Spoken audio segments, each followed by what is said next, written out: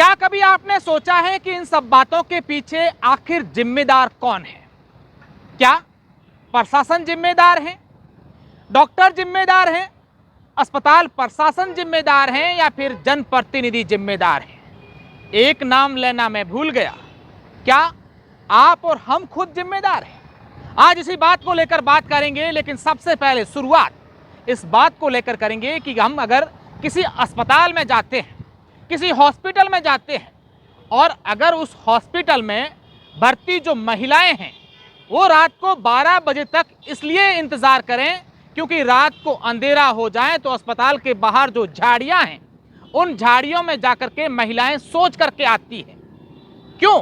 क्योंकि अस्पताल के अंदर बने बाथरूम, शौचालय गंदगी से ऐसे डटे पड़े हैं, वहां इंसान तो क्या कोई और भी जाने के लिए नहीं सोचेगा। चलो साफ सफाई भी कर ले, लेकिन करें किससे? उन शौचालय बाथरूम में पानी ही नहीं है। खैर, ये बात तो हो गई। अस्पताल में अगर कोई भर्ती होता है, मरीज होता है, उसे या उसके साथ जो अटेंडर आते हैं उनके लिए कम से कम पानी की व्यवस्था तो होनी चाहिए, चाहे सरकारी अस्पताल हो या फिर निजी अस्पताल। अब आगे और सुनिए, अगर किसी व्यक्ति का किसी भी कारणवश हाथ, पैर या शरीर की कोई हड्डी टूट जाए तो उसे इलाज करवाने के लिए, ऑपरेशन करवाने के लिए अस्पताल ही जाना पड़ता है, क्योंकि जब किसी इंसान की हड्डी टूटती है तो उसे इतना दर्द होता है कि वो दर्द सहन ही नहीं कर पाता है। और जब अस्पताल जाएं, डॉक्टरों से सलाह लें और उसको जवाब ये मिले कि भाई आपका ऑपरेशन तो 15 दिन बाद होगा, 17 दिन बाद होगा, या फला वार को होगा, फला वार को होगा, और मरीज पूछता है कि ऐसा क्यों? तो कहते हैं कि अस्पताल का जो ऑपरेशन थिएटर है उसमें कुछ मशीनें लंबे समय से खराब पड़ी है।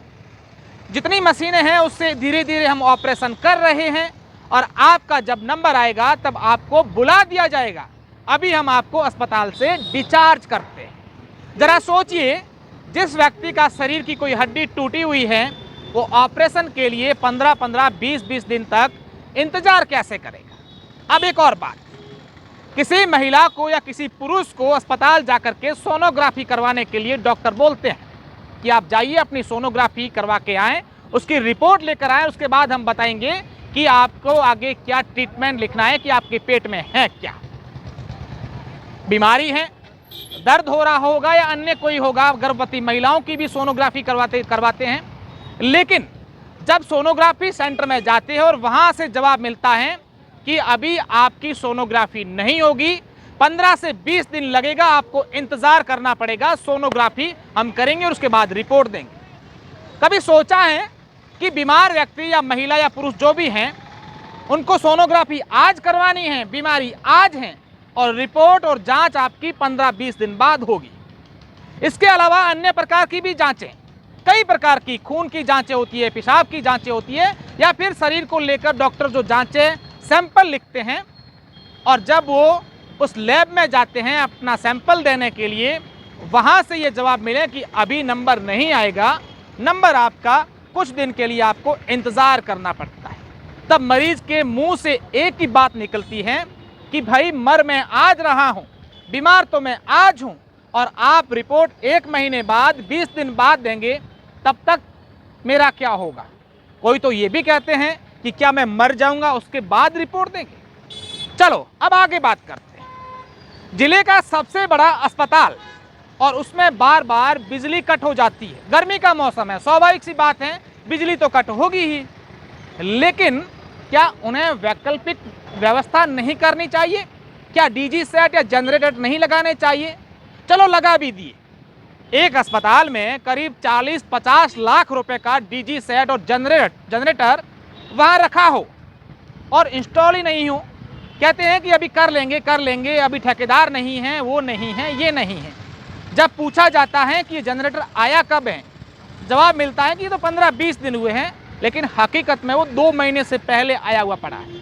चलो 15-20 दिन भी हो गए, अगर 15-20 दिन जब ये जनरेटर आया था उन दिनों में लग जाता तो न जाने कितने मरीजों को सहूलियत हो जाती। गर्मी में पेपर के गद्दे लेकर के, अखबार के पन्ने लेकर के हवा खाने वाले लोग कम से कम उस पंखे की, कूलर की हवा खा रहे हैं। अब आगे चलते हैं।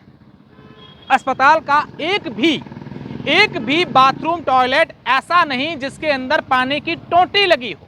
सारी की सारी टोंटियां गायब। अस्पताल के अंदर लगी कई सारी एयर कंडीशनर गायब, कई सारे उपकरण गायब, खिड़कियां टूटी पड़ी है, कचरे के ढेर पड़े हैं, डस्टबिन रखे हैं, उसके अंदर रखी थैली 15-15, 20-20 दिन तक चेंज नहीं होती है। उसी अस्पताल में पोस्ट ऑपरेटिव वार्ड में एक चूहा मर जाता है, उसकी बदबू आती है, लेकिन किसी को चिंता नहीं कि वहां पर भर्ती मरीजों को संक्रमण फैल जाएगा या फिर कुछ और बीमारी हो जाएगी, क्योंकि हमने ये बताया है कि ये हाल पोस्ट ऑपरेटिव वार्ड के हैं, जहां पर ऑपरेशन करने के बाद मरीजों को भर्ती करवाया जाता है। अब और आगे चलते हैं। अब हम चलते हैं सीधा आईसीयू वार्ड में। आईसीयू वार्ड जहां पर क्रिटिकल मरीजों को भर्ती करवाया जाता है, और उस पूरे वार्ड में लगे 3 एयर कंडीशनर में से सिर्फ एक एसी चल रही हो। ऐसा नहीं है कि अस्पताल में एसी नहीं चल रही है, चल रही है, सिर्फ अस्पताल स्टाफ के कमरों में।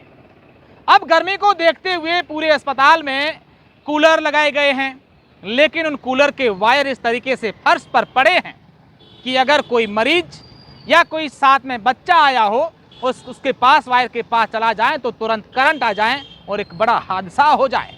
सिर्फ वायर ही नहीं बल्कि कई जगह कूलर ऐसे भी हैं जहां पर जो फैन लगे हैं उसके बाहर कोई कवर नहीं है, बच्चे उसमें हाथ भी डाल सकते हैं। पानी, बिजली, साफ सफाई, तमाम बातें हमने कर ली। इसके अलावा ना जाने क्या क्या बातें हैं, हम उन पर नहीं जाएंगे, लेकिन आज इस वीडियो के माध्यम से हम बात करेंगे कि इसका जिम्मेदार कौन। हम लगातार खबरें दिखा रहे हैं, अलग अलग जगहों पर आपको अलग अलग प्रकार के वीडियो देखने को मिल रहे हैं। आप भी शायद यही सोच रहे होंगे कि हमें क्या करना है, जिनको भर्ती है, जिनका काम है वो जाने। लेकिन क्या आपने कभी ये सोचा है कि कभी हमें भी भर्ती होना पड़ सकता है, या फिर हमारे किसी परिजन को बीमार होने पर हमें अस्पताल जाना पड़ता है? हम सिर्फ इस बात को लेकर टाल नहीं सकते। जिम्मेदार जिला प्रशासन। कैसे? क्योंकि उसकी मॉनिटरिंग नहीं। जिम्मेदार डॉक्टर्स, क्योंकि वो अपने अस्पताल प्रशासन को नहीं कहते कि ये ऐसी ऐसी हालात हैं, मशीनें नहीं हैं,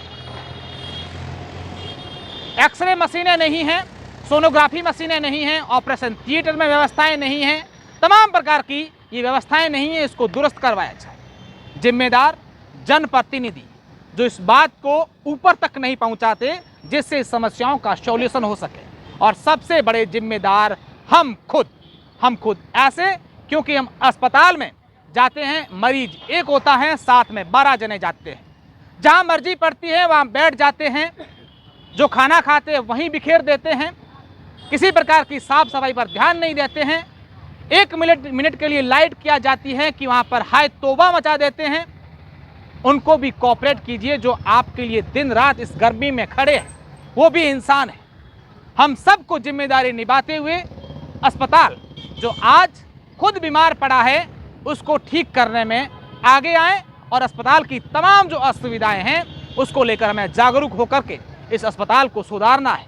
न जाने कितने लोग यहाँ पर परेशान होकर आते हैं और फिर घर जाकर भी ये कहते हैं कि काश हम इस अस्पताल में नहीं जाते। धन्यवाद।